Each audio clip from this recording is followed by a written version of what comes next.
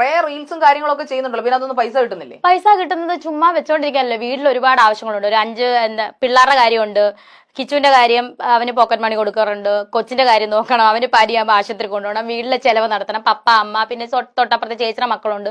ഇവർക്കെല്ലാം വേണ്ടി കിട്ടുന്നതെല്ലാം ഞാൻ സൂക്ഷിച്ചു വെക്കുമല്ല, ഇങ്ങനെ എന്നെ ചെലവാക്കുക. ഇതിൽ എന്തൊക്കെയോ ഒരു സത്യമില്ലായ്മ മണക്കുന്നുണ്ട്. എനിക്കറിയില്ല, കാരണം നിങ്ങളുടെ മനസ്സിന്റെ തോന്നലാകാം. എന്റെ മനസ്സിൽ തോന്നലല്ല. ഈ അദ്ദേഹം ഉണ്ടായ സമയത്ത് ഒരിക്കൽ പോലും മുഖ്യധാര മാധ്യമങ്ങളിലേക്കോ ഓൺലൈൻ ഒരു റീൽ പോലും താങ്കൾ അന്ന് ചെയ്തിട്ടില്ല. ആര് പറഞ്ഞു? എന്താ ഇപ്പൊ കഥ?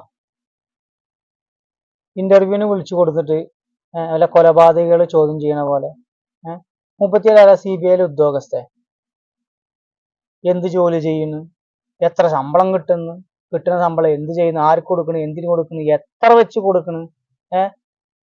അല്ല 37 കിട്ടുന്ന ശമ്പളമൊക്കെ എന്താ കിട്ടുന്നത്? അല്ല അനാഥാലയത്തിനും കൊണ്ട് കൊടുത്തിട്ട് അവിടെ പട്ടിണി കൊടുക്കുക.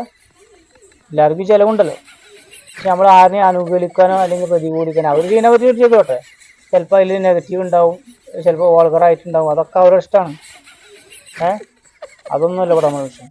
ഒരു ഇന്റർവ്യൂ ചെയ്യുമ്പോൾ അതിൻ്റെതായിട്ടുള്ള കുറച്ചൊക്കെ അഹങ്കാരം ഉണ്ടാവും ഒരു ജോലി ചെയ്യുമ്പോൾ എന്തെങ്കിലുമൊക്കെ ചെയ്യും. പക്ഷെ ഇത് അതുക്കും മേലെയാണ്. ഇതുപോലൊരു സോഷ്യൽ മീഡിയയിലുള്ള ഒരു ഇന്റർവ്യൂ ചെയ്യുന്ന ഒരു അഹങ്കാരമായിട്ടുള്ള ഒരു ആളെ വേറെ എവിടെയും കാണാൻ സാധ്യതയില്ല എന്നാണ് തോന്നുന്നത്. എന്താ കഥ? അതിനൊരു മാന്യ മര്യാദ ഇല്ലേ? വല്ല അങ്ങനെ വിളിച്ചിട്ട് പൈസ എന്താ കാട്ടുന്നത്, എന്താ ചെയ്യണമെന്നൊക്കെ ചോദിക്കുമ്പോൾ ആരാപ്പത്, എന്താ പൊതു കഥ? അതിൻ്റെതായിട്ടുള്ളൊരു മാന്യ മര്യാദയിലെ കാര്യങ്ങൾ ചോദിക്കുക, അങ്ങോട്ട് മറുപടി പറയാം. അതാണ് ഇന്റർവ്യൂ. അല്ലാതെ ചോദ്യം ചെയ്യലല്ല ഇന്റർവ്യൂ. അങ്ങനെ വെച്ചാൽ വേറെ വല്ല ഒത്തും പോയിരുന്നിട്ട് അവർ ചോദിക്കുന്ന കാര്യങ്ങൾക്ക് മറുപടി പറഞ്ഞാൽ പോലെ ഇതിങ്ങോട്ട് വിളിച്ചു വരുത്തുക, അതുപോലെ തോക്ക് ചൂണ്ടിട്ട് ക്വസ്റ്റ്യൻ ചെയ്യണ പോലെ